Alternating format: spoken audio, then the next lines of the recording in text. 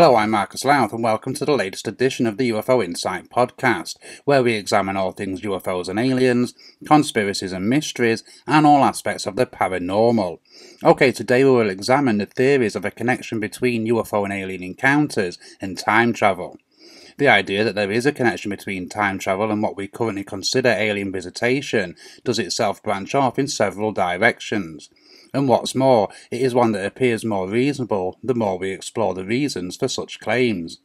It is, however, one that even some in the UFO community do not lend much credence to, and while it is admittedly an outlandish notion, it is perhaps only so because the knowledge, technology, and scientific understanding are currently beyond the scope of our collective understanding. Essentially, the time travel theory in relation to UFO sightings revolves around the notion that UFOs, and more to the point, their occupants, are human beings visiting us from the future. The reasons our potential future selves might be visiting us are as varied as they are interesting, some of which we will explore in a little more detail a little later. And of course, maybe we should consider the possibility that the occupants of these strange craft are indeed extraterrestrials, but they are themselves traversing time as well as space, perhaps even travelling through time as they negotiate different dimensions. Such a concept, if we accept that extraterrestrials are travelling to us from another planet, is not that much of a stretch of the imagination. After all, being able to travel through time would essentially negate the problems of travelling the vast distances through space. At least one person, though, Dr. Michael Masters, believes that this theory is likely to be completely the opposite to that, and that the aliens are in fact human beings from the future, and the argument he makes is very compelling. Masters, who is a professor of biology and anthropology at Montana Technical University, would make the claims in the book Identified Flying Objects, a multidisciplinary scientific approach to the UFO phenomenon. He would argue essentially that the most likely explanation for UFO visitation was that our future selves had mastered and engineered technology to the point where such travel was possible, and he looks at the typical descriptions of those who have claimed close contact with apparent aliens. They are, for example, almost always bipedal, hairless, human-like beings. What's more, although their eyes are larger, as are their heads, it is essentially the same as a human head with two eyes, space for a nose, and a small mouth. Some accounts even note very small ears. The assertion being, then, that these so-called aliens are actually humans from the future, complete with the evolutionary and physical changes that are to take place, at least in theory. We know, for example, our own heads have grown in size to accommodate a larger brain than our distant ancestors. Might this be the case with the apparent grey aliens? Might they indeed be humans from the future, whose larger brain requires a larger head? And might the fact that we would, most assume, be carrying out less and less manual work as technology moves forward, resulting in the frames of our bodies becoming increasingly less robust and much more fragile or slender? Might we even consider potential changes to our environment in the future? Maybe we spend more time indoors, and consequently our eyes have evolved to accommodate these new surroundings. What's more, during many of these apparent contact encounters, those apparent aliens manage to communicate with the abductee in their own language. If these aliens were humans from the future, they would, those who had studied them, have a plethora of examples of all known human languages at their disposal, certainly of our contemporary era. It is not that much of a stretch of the imagination to think such time travellers would have learnt the language of their chosen location, maybe even several of them. Perhaps even more intriguing are the accounts speak of a technical device that appears to translate one language to another. These boxes exist right now for travellers to make use of, and this is a point that Masters highlights, that many of the apparently advanced technologies are very similar, if only in their basic forms, to many of the things we have now. Masters goes further, claiming that even the fact we are aware of the potential for time travel, as well as the theories that tell us it is indeed possible to traverse time, is testament to the high likeliness of humans achieving such things in the future. Once more, we should consider, relatively speaking, how rapidly these advances have come to the human race. Even if we take the advancements of medicine and science back to the age of the Enlightenment, in terms of the history of the human civilization, those advancements have happened over a relatively extraordinarily short period of time. Once more, if Masters is correct, then the advancements in 1,000 years could be, to us, mind-blowing. Whether we subscribe to Masters' viewpoint or not, it is perhaps refreshing to see someone in the mainstream of science on such a high plateau making such statements. Indeed, Masters would state that it was very much his belief that it was our job as scientists to be asking questions. As we know, many such questions go unaddressed by many in the mainstream for a variety of reasons, not least a sudden lack of funding or ostracization. Perhaps even more remarkable, in terms of UFO sightings and apparent cases of alien contact, he would state, there's something going on here, and we should be having a conversation about it. We should be at the forefront of trying to find out what it is. For anyone in the UFO community, this is music to one's ears, and essentially, when all is said and done and the widely speculative theories have been debated and explored, all any one of us wants is to discover what lies at the heart of such bizarre incidents. At the core of Masters' theories is the evolution of humans that we already know, and in particular the rapid onset of the technology we have developed. Given this rapid pace, especially since the end of the Second World War, we can only imagine the developments in 50 years or 100. Imagine then what those developments might lead to in several thousand years. And furthermore, what the appearance and genetics of the typical human being might be like at that time, given that our appearance has changed to suit our modern environment compared to those in Antiquity. There are several intriguing things to consider about what we know of UFO and alien close contact incidents and the claims of Michael Masters. Might this be why, for example, there appears to be a distinct lack of direct contact between the occupants of these UFOs and humanity?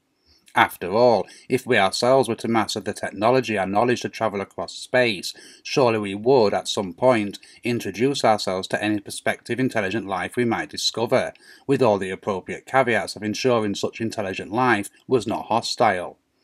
Might it be, given that most of us understand that time travel, if it was possible, would have consequences on such things as timelines and continuity? Most of us will have seen such Hollywood classics as Back to the Future, where small changes in the past affect the future, or what is to the protagonist, the present. So, with this in mind then, might it suggest that the occupants of these mysterious crafts really are our future selves?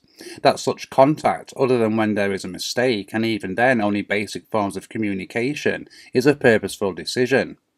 If such a theory was correct, then that might also explain why those who claim to have been visited and in some cases abducted by these allegedly extraterrestrial creatures often receive warnings of future events.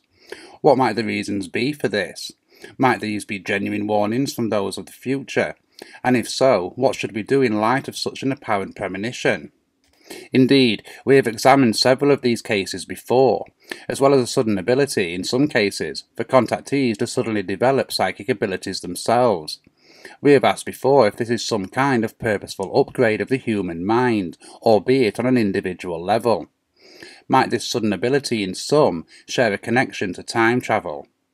Might such feats be achieved through the mind and out-of-body experiences, as opposed to physically travelling to a destination in the future or past? Perhaps an intriguing part of all this, however, is the notion that if we accept Masters' theories as accurate for a moment, many of the UFO sightings are nothing more than time travel tourism, featuring a combination of academic and wealthy people from the future who wish to see certain events in history close up. After all, while we are still far from conquering space, the notion of space tourism is but a small step from becoming a reality. And, like today, maybe such advancements in the future will have to be paid for by opening up such technologies to the commercial sector. As much as such potential tourism, however, if the alien visitors to our planet are in fact us from the future, then at the heart of such trips through time would be scientific and historic research. For example, Masters states there is probably future anthropologists, historians and linguists coming back to get information. We might imagine, if time travel was available to us today, would we not, as a collective, wish to view certain events close up, if only for historical accuracy?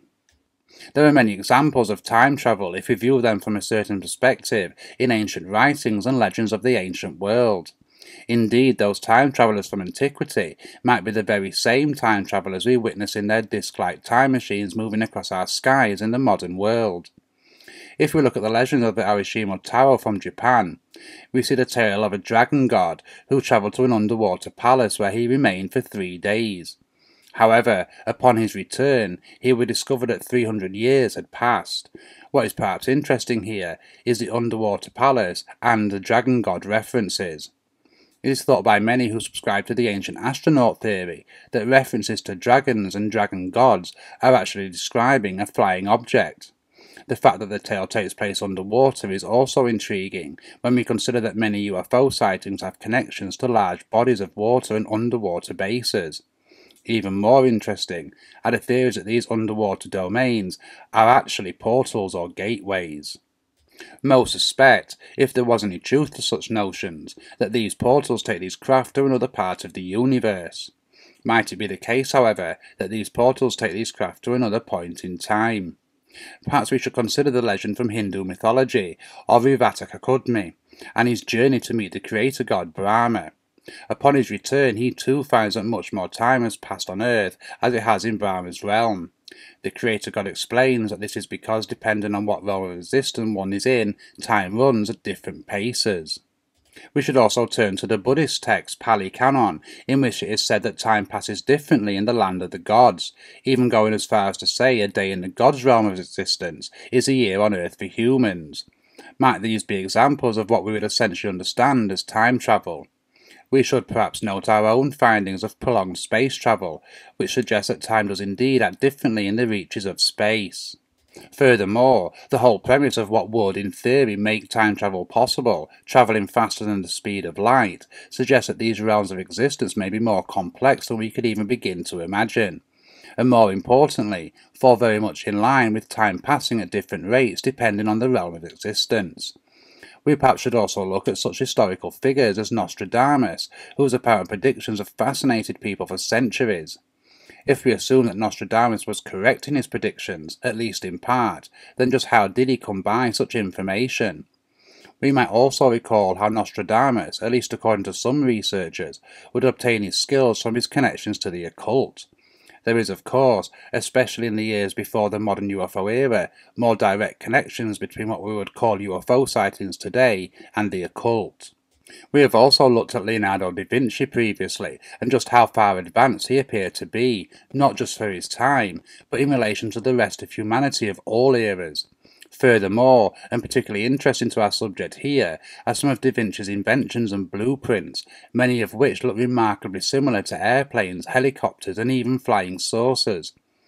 Perhaps the most intriguing aspect of Da Vinci's life, at least in terms of the subject matter we are discussing here, are the 2 years of which there are no record of his existence. It is almost as if he simply disappeared from the face of the earth. And what is interesting, as we have examined before, is that Da Vinci speaks of a mysterious cave system in which he felt he needed to enter. Might he have come across a gateway to the future within this cave, or might, as we have speculated previously, these systems be home to what we would describe as extraterrestrial presence, only in light of what we are discussing here, humans from the future, who might have educated Da Vinci, an already brilliant mind, in order that his art, inventions, and writings could influence and progress humanity. We might also look at the mountain of science fiction films based in the future. How many devices that we might have seen in such things as Star Trek in the 1960s or 1970s are a part of our everyday reality now. We just need to look at the internet and our ability to speak to someone face to face through our phones or even on small devices on our wrists. Indeed, while nothing as dramatic as time travel or even flying saucers, there are a plethora of aspects of our modern world that generations before would have watched on their television screens as purely science fiction. We might also look at holographic technology that, for all intents and purposes, brings someone back to life in order for public speaking, or in our contemporary era, for entertainment such as musical events and concerts. Might it not be too long in our own futures that we see long-gone political leaders brought back to life in order to address the masses? We should also consider that such technology could be used to bring back leaders that most of us would find abhorrent, but might appeal to certain movements. For example, might we expect to see Adolf Hitler address far-right rallies in holographic form? So with this in mind then, might we look to some of the more recent science fiction offerings and imagine if just some of the many predictions of life in the future become a reality for our future selves? And of course, just one of those notions is time travel. If there is some kind of connection between UFO encounters and time travel, then we also have to ask, should we expect any type of intervention from our future selves? Perhaps we should consider, as well as the scientific and tourist aspects of time travel, events in our contemporary era would very much have an effect on those in the future. perhaps not least environmentally. If such an intervention was to occur, would we even be aware of it? Would someone in our contemporary era be approached and made privy to these outlandish events in order that changes could be put in place to avoid potential disasters? Perhaps this might be the reason for the high level of secrecy around the UFO and alien question. After all, we would not expect time travellers to announce to all and sundry of their presence or their mission, and for obvious reasons. However, if such changes were required in our modern era in order to change potentially disastrous events in the future, then it might be necessary to bring some people of an influential nature into the fold. Indeed, although we are straying further and further into speculation territory, we might even question just how far-reaching such potential time travel missions might go. For example, might agents from the future enter our time and essentially live their life here in order to ensure such influence in their natural era? Perhaps as much as we should consider changes that might be made in our contemporary era, what if such changes were to happen in the past? Such changes would undoubtedly have an effect on us here, but how would we even know? What we think is our reality now might not have been so originally. For example, let's say the Third Reich did win the Second World War and did develop such time travel technology. If that technology was either replicated or even given to the other side, then it would be possible at some stage in the future to go back and change events, and subsequently change the future events from that point. We might of course consider that this also works the other way. If time travel was to be invented, and assuming that physical travel to the past was possible, what is to stop those who might have wished to see the Third Reich succeed from travelling back and altering history in such a way? Time, as we have also examined on a number of occasions, is something that is little understood, and, at least how we understand it, is a manufactured concept for the ease of our daily lives. Indeed, most will likely view time as linear, moving from antiquity to our modern era and then into the far reaches of the future. However, there is a growing body of thought that suggests that time is not as simple as moving from point A to point B, but is instead a circular concept, with all eras of time, the past, the present, and the future, happening all the time at the same time, but on different levels of existence. It may be, for example, that the different dimensions that even mainstream science is beginning to acknowledge are actually different points in time. This might explain such strange instances as déjà vu and things of that nature. And if in this strange world of which we collectively understand so little, despite our abundance of advances, there is a connecting fact to these mysteries, we should not be surprised to find the answer to the mystery of UFO appearances and perceived alien contact residing within these potential connections. Perhaps this is why there might be such a tight-lipped approach to questions revolving around such notions. Indeed, the ability to traverse time, if placed in the wrong hands, could be disastrous for all of us. If UFOs and the occupants inside them are indeed our future selves, we might ask, why is this era in history so important to them? For example, we might, if we accept the UFO time travel theory for the sake of argument for a moment, explain the increase in UFO sightings around the Chernobyl disaster as being a combination of scientific interest and morose tourism. The same might be said for the increase in UFO sightings during wartime. But if these strange visitors are time travellers from the future, what is of interest to them in the years of the 2000s? Why, for example, are sightings seemingly increasing around the world? Might we look at some of our political leaders and contemplate where they might be taking us as a collective? What might their endgame be, and might it be a disaster on a similar scale to the two world wars of the 20th century? Conflicts that cost millions and millions of largely young and innocent lives. We would, perhaps, like to think we would, as a collective, have learned the lessons from such sadistic massacres, but current events, however uncomfortable it might be for us to admit, tells us otherwise. Might we look at the environmental issues that affect all of us? While there might be debate as to the reasons for such changes, the fact is, changes are occurring. Might the attention from these potential time travellers tell us how serious these changes might actually be? Although it is all theory and speculation, there are some intriguing arguments to be made in support of the UFO time travel theory. Unfortunately, it is a theory that is almost impossible to be proven true, barring the declaration and demonstration of such technologies to the general public. However, the idea of travelling through time, whether into the future or to witness past events, has fascinated human beings for centuries. And, if we re-examine and reinterpret some of the ancient writings, perhaps even longer than that. Why is this? Is it merely the result of the rich tapestry of the collective human imagination? Or is the collective human mind tapping into a great truth that we are aware of but don't understand? For now, though, I will simply thank you for joining me once again, and be sure to leave any thoughts in the comments, and also check out the links for further reading on some of the theories we have been discussing here. Remember to subscribe to our channel and follow us on social media to keep up to date on future podcasts, articles and videos. And if there is anything you want us to feature on future podcast episodes, then get in touch at marcus@ufoinsight.com.